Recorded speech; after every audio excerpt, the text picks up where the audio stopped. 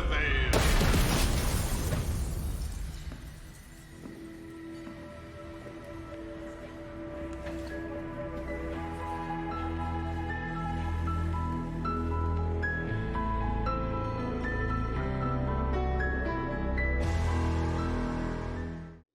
Salutations, people of YouTube. It must have been lag here. So today has been an interesting debate between two multi-million-dollar companies on who gets to take your money and who doesn't. Now you have in one corner Epic Games, you know, the client service that came out of nowhere because they made so much money from Fortnite and used that to buy exclusive rights to run these games before other clients do, thus forcing you having to use Epic.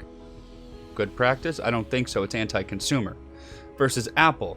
You know, the company that makes things that were made 5 years ago by Android and stuff and markets it as brand new tech worth twice the price. Now they're bickering because for the longest time, places like Google, Apple, Nintendo, Microsoft, Sony all take a 30% cut off of anything sold on their store.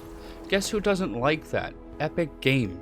Now what's interesting is the fact that Epic, when they made their client service, said if you make your games here, you get a higher revenue cut, and if you use the Unreal Engine, you get an even deeper discount to around 12% of the profits going to the Epic client store. So I wouldn't call that pro-consumer, but it's definitely pro-developer. So it seems like Epic is on the front line again, because what they did is on the iOS store, they made a separate route to bypass the iOS store to give Epic Games the money directly, giving you a slight discount.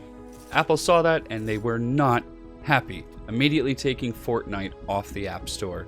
Google responded in turn by doing that as well, although since it's an Android, you could always sideload it or run it off its own client server. Now it's interesting the fact that Epic has gone through all these routes to get domination, at least in the PC world, by making these backdoor deals to only allow the games to be on the Epic Store either exclusively or for a certain period of time before they're allowed on the other clients. Epic is not immune to these anti-consumer practices, yet they think they're going toe-to-toe with Apple as the Robin Hood of the world, which is just strictly not true. All companies are bad.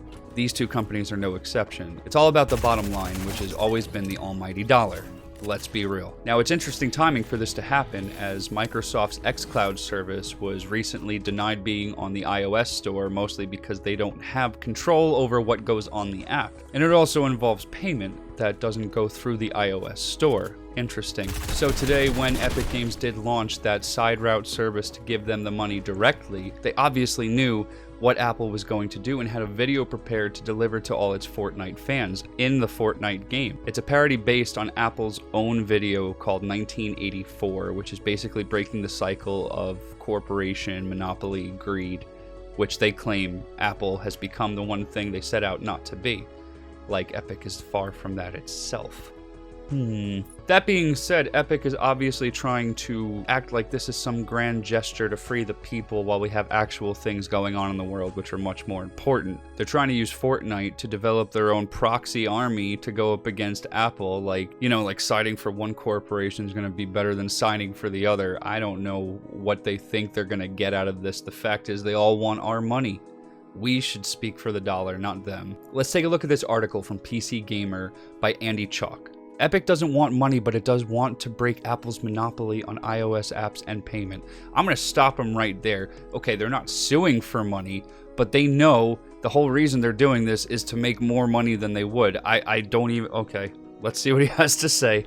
It's been a big day for Epic Games. It started off with a new payment system in Fortnite that bypassed Apple and its 30% fee, offering players a discount if they purchase directly. The system contravened Apple's App Store policies, and it responded quickly and aggressively by removing Fortnite from the App Store entirely. Epic apparently anticipated this, as very shortly after the removal of Fortnite, it announced a new Fortnite Party Royale short, 1980 Fortnite, a play on the famed Apple's famous 1984 ad for the Macintosh. But the video isn't just a playful stunt. Just minutes after all that happened, Epic Store announced that it has filed a legal action against Apple. Specifically, the law accuses Apple of using anti-competitive restraints and monopolistic practices in both the distribution of software and the processing of payments on the iOS device.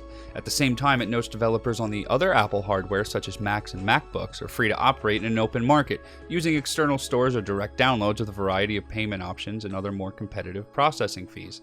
But people don't play Fortnite on MacBooks, they play them on iPhones. That's why this is happening. Now, the lawsuit goes into deep detail on the steps Epic believes Apple takes to maintain its hold of the iOS market and users of its hardware, and makes 10 separate allegations including unlawful monopoly maintenance, denial of essential facility, and unreasonable restraints of trade. Interestingly, it also specifies that Epic is not looking for money, it just wants to break Apple's grip. Why? So they can make more money. There are no hero here. It's one greedy corporation versus another greedy corporation. Do not pick sides. Either way, if it doesn't affect our wallets, it does not matter. Trust me. Epic brings the suit to end Apple's unfair and anti-competitive actions that Apple undertakes to unlawfully maintain its monopoly in two distinct multi-billion-dollar markets, the iOS app distribution market and the iOS in-app payment processing market, the lawsuit says. Epic isn't going after Sony. Epic isn't going after Microsoft.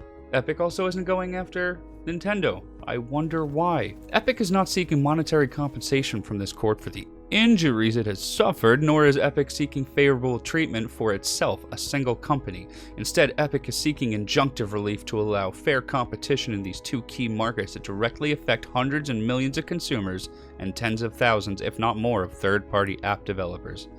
I'm sure. Don't you remember when the Epic client just launched and there was a lot of indie developers where it's basically be exclusive with us or not at all? I found that very interesting. The lawsuit also makes it clear, in case there was any doubt, that Epic started this fight with a purpose. It specifically references Apple's removal of Fortnite from the App Store in response to the new payment system. Rather than tolerate this healthy competition and compete on the merits of its offering, Apple responded by removing Fortnite from sale on the App Store, which means that the new users cannot download the app, and users who have already downloaded prior versions of the app from the App Store cannot update to the latest version. This also means that Fortnite players who downloaded their app from the App Store will not receive updates to Fortnite through the App Store, either automatically or by searching the App Store for the update. Apple's removal of Fortnite is yet another example of Apple flexing its enormous power in order to impose the unreasonable restraints and unlawfully maintain its 100% monopoly over the iOS in-app payment processing market. Here's the deal, ladies and gentlemen. Apple started in a garage, as we all know. Those people took that company and made it to what it is today. Despite how you feel, they could do whatever they want. If they do bad practices that affect the consumers, you'll notice a decline in sale for Apple. It's really that simple. It's one company versus another, that it's not our business. Who cares? The only person this hurts is us, the people who own the devices who want to play the games. We get screwed time after time. With all these interesting things going on, who's the one who gets screwed? It's us. Don't side with Fortnite. Don't side with Apple. Unless you see one of them go to bat for us. Your brand loyalty should not exist. You do not owe anything to these people. They owe things to you. What is minimum wage these days? Let's just say $8 an hour. Do you know how much it costs to get an iPhone? Do you know how much it costs to buy a skin in Fortnite? And I don't mean money, I mean time. Let's just say a skin in Fortnite is $20. That means it took you over 2 hours of working just to get that skin. It should be worth your while. It was your time. Money doesn't come out of nowhere, as we all know, but these companies just seem to think everything that has to happen is in their favor. Exponential growth. And the thing is, they want it to be limitless. It's always exponential. You made this much this year, okay, then you got to make this much next year and this much next year. There's no limit. It's not even just the corporation itself, it's its traders, it's the stock owners, it's everything. It's always about money. It's what it always comes down to. Heart does exist, and it even exists in the video game industry, but it's very hard to find. And it's usually at the bottom rungs of the ladder. The actual programmers, the game testers, the people you don't see, the people who make closer to minimum wage versus these corporate people who probably have never even touched a video game. This is not a battle you should be interested in. This is not a war for you. In fact, the only reason I'm covering it is in case you're interested in why Fortnite isn't on the iOS or Google store right now. While you can sideload it on Google, but that's a whole different story. If either of these companies win without offering a monetary reduction to us, the players, it's irrelevant. Now, it's interesting to note that Epic Games did offer a discount by giving them the money directly instead of going through the iOS store. If that is to maintain and not inflate due to it, then this is a war worth fighting, but none of that is clear yet.